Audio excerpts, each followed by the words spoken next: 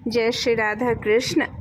बहुत दिन हो गए, इधर बैक टू बैक इतने सारे त्यौहार पड़ गए, ऊपर से कोई था भी नहीं, हेल्पर भी, तो मैं ये अपना कंटिन्यू नहीं कर पाई। आज फिर से आते हैं हरिवल्लभ भक्तों में। अब आते हैं, अभी तक हमने जटायु जी तक देखा, उसके बाद अब आते हैं भक्तराज ध्रुव। ध्रुव जी के बारे में तो सभी जानते हैं, बहुत ही महान भक्त हुए हैं ध्रुव जी। तो ध्रुव जी स्वयंभू मनु के पुत्र उत्तानपाद, मतलब मनु के पुत्र उत्तानपाद के पुत्र थे। मनु के पुत्र थे उत्तानपाद और उत्तानपाद के पुत्र थे ध्रुव जी। तो ये परम भागवत थे और इन्होंने अपनी कठोर तपस्या द्वारा भगवान श्री हरि का दर्शन प्राप्त किया था।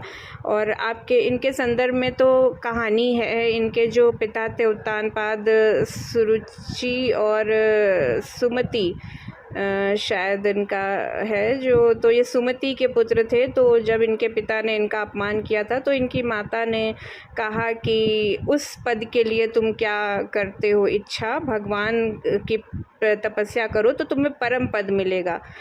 तो बस माँ के उस शब्द में ध्रुव जी निकल गए थे और नारद जी उनको मिल गए थे रास्ते में। तो नारद जी ने तो उन्हें कहा भी कि कहाँ इतने अल्प आयु में जा रहे हो, माँ तो ऐसे कह ही देती हैं, अभी तुम्हारी उम्र तपस्या की नहीं है। पर ध्रुव जी इतने अडिग थे, 5 वर्ष की अवस्था थी उनकी और वो नहीं माने, वो गए, कठिन तप उन्होंने किया, लेकिन बहुत ही शीघ्र मतलब बहुत शीघ्र ही भगवान उन पर प्रसन्न हुए, उनकी तपस्या पे। इतने छोटे से 5 वर्ष के बालक थे ध्रुव जी और भगवान उन पर प्रसन्न हुए और उन्हें दर्शन दिए। तो ध्रुव जी तो आज भी उनको ध्रुव तारा के नाम से, मतलब ध्रुव तारा, उनको जो ध्रुव पदवी प्राप्त हुई है ध्रुव महाराज जी को, आज भी तारे के रूप में वो हैं।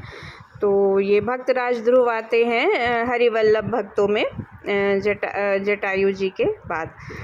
उसके बाद आते हैं श्री उद्धव जी। उद्धव जी के बारे में थोड़ा बड़ा है, शायद पूरा नहीं आ पाएगा, चलिए देखते हैं। उद्धव जी भगवान के सखा भक्त थे। वो बृहस्पति जी के शिष्य और तत्वज्ञान के प्रकांड पंडित थे। अक्रूर के साथ जब भगवान ब्रज से मथुरा आ गए और कंस को मार कर सब यादवों को सुखी बना दिया, तब भगवान ने एकांत में अपने प्रिय सखा उद्धव को बुलाकर कहा, उद्धव, ब्रज की गोपनाएं मेरे वियोग में व्याकुल होंगी, उन्हें जाकर तुम समझाओ, उन्हें मेरा संदेश सुना के आओ कि मैं तुमसे अलग नहीं, सदा तुम्हारे ही साथ हूँ। वस्तुतः भगवान की इच्छा थी कि शुष्क ज्ञान के उपासक उद्धव जी प्रेम की माधुरी का अनुभव कर अपने जीवन को सफल बना सके।